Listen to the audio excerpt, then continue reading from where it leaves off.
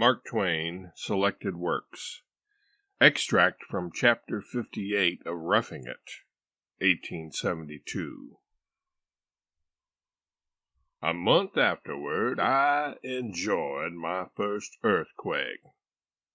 It was one which was long called the Great Earthquake, and is doubtless so distinguished till this day. It was just after noon on a bright October day. I was coming down 3rd Street. The only objects in motion anywhere in sight in that thickly built and populous quarter were a man in a buggy behind me and a streetcar wending slowly up the cross street. Otherwise, all was solitude and a Sabbath stillness. As I turned the corner around a frame house, there was a great rattle and jar, and it occurred to me that here was an item, no doubt a fight in that house. Before I could turn and seek the door, there came a really terrific shock. The ground seemed to roll under me in waves, interrupted by a violent joggling up and down, and there was a heavy grinding noise as of brick houses rubbing together. I fell up against the frame house and hurt my elbow. I knew what it was now, and from mere repertorial instinct, nothing else, took out my watch and noted the time of day. At that moment, a third and still severer shock came, and as I reeled about on the pavement trying to keep my footing, I saw a sight. The entire front of a tall, 4-story brick building in 3rd Street sprung outward like a door and fell sprawling across the street, raising a dust like a great volume of smoke.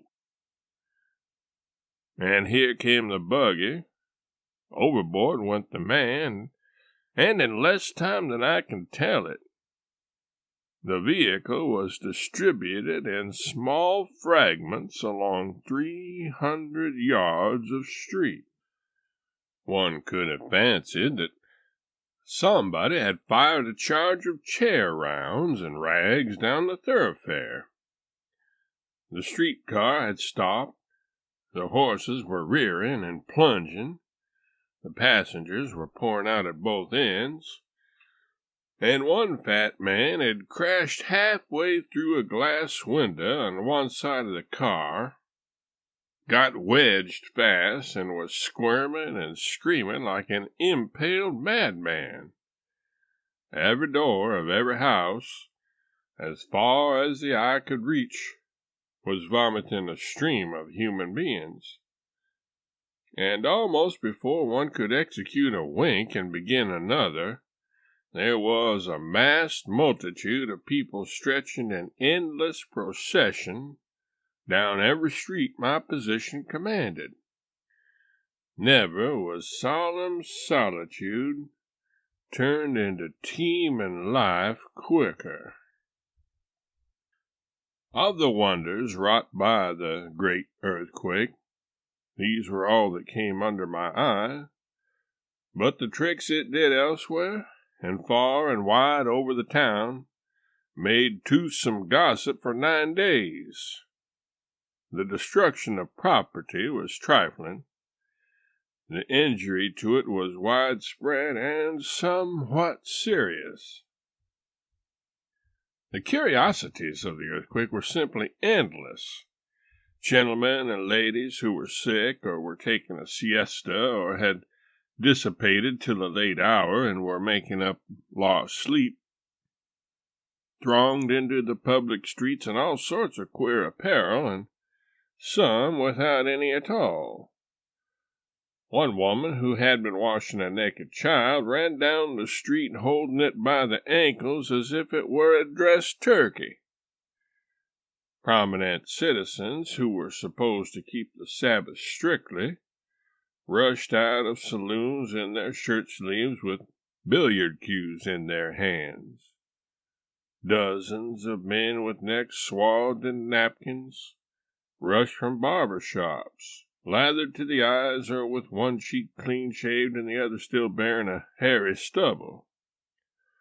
Horses broke from stables, and a frightened dog rushed up a short attic ladder and out onto a roof, and when his scare was over, had not the nerve to go down again the same way he had gone up. A prominent editor flew downstairs in the principal hotel, with nothing on but one brief undergarment, met a chambermaid, and exclaimed, "Oh, what shall I do? Where shall I go?" She responded with naive serenity, "If you have no choice, you might try a clothing store." A certain foreign consul's lady was the acknowledged leader of fashion, and every time she appeared in anything new or extraordinary, the ladies in the vicinity made a raid on their husbands' purses and arrayed themselves similarly. One man, who had suffered considerably and growled accordingly, was standing at the window when the shocks came, and the next instant the consul's wife, just out of the bath, fled by with no other apology for clothing than a bath towel. The sufferer rose superior to the terrors of the earthquake and said to his wife, "Now that is something like. Get out your towel, my dear." The plastering that fell from ceilings in San Francisco that day would have covered several acres of ground. For some days afterward, groups of iron and pointing men stood about many a building, looking at long zigzag cracks that extended from the eaves to the ground. 4 feet of the tops of 3 chimneys on one house were broken square off and turned around in such a way as to completely stop the draft. A crack 100 feet long gaped open 6 inches wide in the middle of one street and then shut together again with such force as to ridge up the meeting earth like a slender grave. A lady sitting in her rocking and quaking parlor saw the wall part at the ceiling, open and shut twice like a mouth, and then drop the end of a brick on the floor like a tooth. She was a woman easily disgusted with foolishness, and she arose and went out of there. One lady who was coming downstairs was astonished to see a bronze Hercules lean forward on its pedestal as if to strike her with its club. They both reached the bottom of the flight at the same time, the woman insensible from the fright. Her child, born some little time afterward, was club-footed.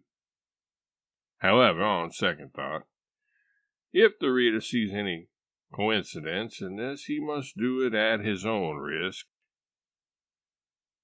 The first shock brought down 2 or 3 huge organ pipes in one of the churches. The minister, with uplifted hands, was just closing the services.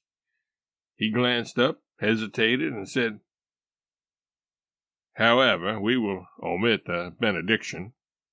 And the next instant there was a vacancy in the atmosphere where he had stood. After the first shock, an Oakland minister said, "Keep your seats. There is no better place to die than this." And added after the third shock, "But outside is good enough." He then skipped out at the back door. Such another destruction of mantel ornaments and toilet bottles as the earthquake created, San Francisco never saw before. There was hardly a girl or a matron in the city but suffered losses of this kind.